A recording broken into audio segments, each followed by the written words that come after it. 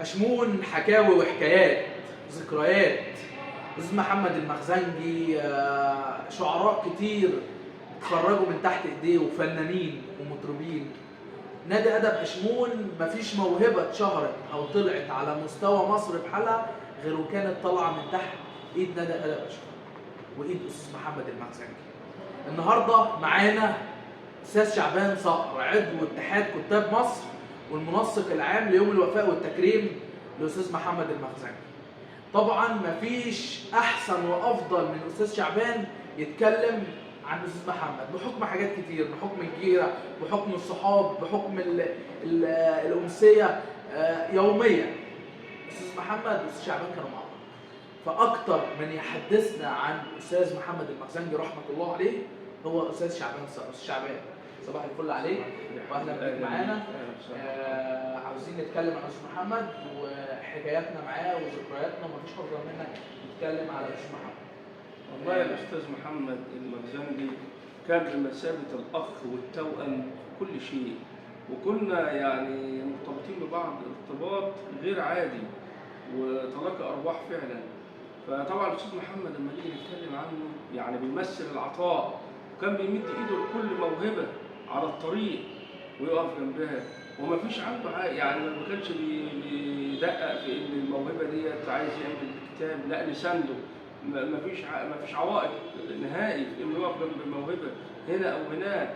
وكان يدي الامل لكل شاب وكل مرعم بيجي النادي الادب يقول له تعالى انت موهوب، طب نراجع شغلك، طب استمع. اما نيجي عن الاستاذ محمد المخزنجي كانسان كان عنده عطاء غير عادي. اما يجي لو احنا ماشيين حتى في الشارع وبنشتري حاجه يقول لي لا احنا مش عايزين نفاصل حد، روح العطاء. مكان رايحينه والنادي هيتكلم لا انا المسؤول، هو يقول عن نفسه كده. فكان انسان عنده عطاء. كنا نطبع الكتب في الاول الدواوين في البدايات يقول لي هننسقها وناخدها البيت ونظبط التصوير في الاول قبل الدنيا بقى التكنولوجيا والحاجات دي، يصور ويدبس ويعمل، ونطبع حوالي 100 او كذا عشان ان احنا نفتح باب للاعضاء ان ياخد عضويه عامله. فكان انسان يعني طيب عنده روح تستوعب الناس كلها. اما نيجي اقول له طب فلان ده في موقف معين في النادي او كذا يقول لي لا طالما جه طالما حضر خلاص انسى ده كله. فمحمد المخزنجي كان اخويا، يعني مش قادر اقول اكتر من كده، وصديق واخ وصاحب. فاحنا افتقدنا يعني مصر بحالها، بل الوطن العربي افتقد يعني انسان وانسانيه. حتى احنا لما نيجي نقول كلمه انسان، هو كان رئيس لجنه العلاقات الانسانيه في اتحاد كتاب مصر. فالاستاذ محمد المخزنجي سيظل يعني علم في عالم الادب والشعر. في موقف معين ما تقدرش تنساه للاستاذ محمد؟ موقف معين وحتى افتكر هذا الموقف ان هو توفى يوم الاربعاء. يوم الثلاث كان شبه الامور يعني في اضطرابات الزياره وكده، فانا لقيت نفسي عايز اروح شيء وجداني، فرحت لحد البيت وقابلته. كان هو عادي كاتب عادي ومعانا وكده، بس طبعا دي بتاع ربنا المده. فقعدت معاه وجيت ماشي، قال لي لا ما تمشيش تعالى، انا كنت عايز اشوفك بقالي يومين.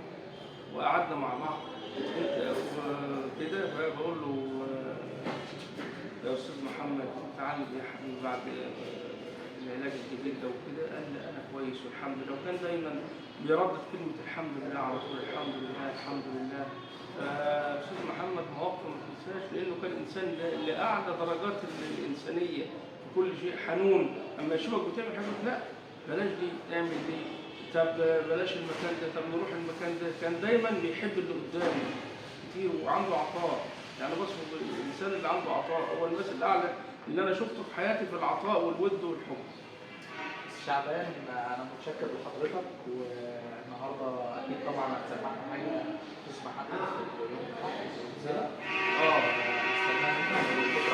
ان شاء الله ان شاء الله نشكرك ان شاء الله. اشكرك يا استاذ هشام وانت ابن من ابناء اشمون.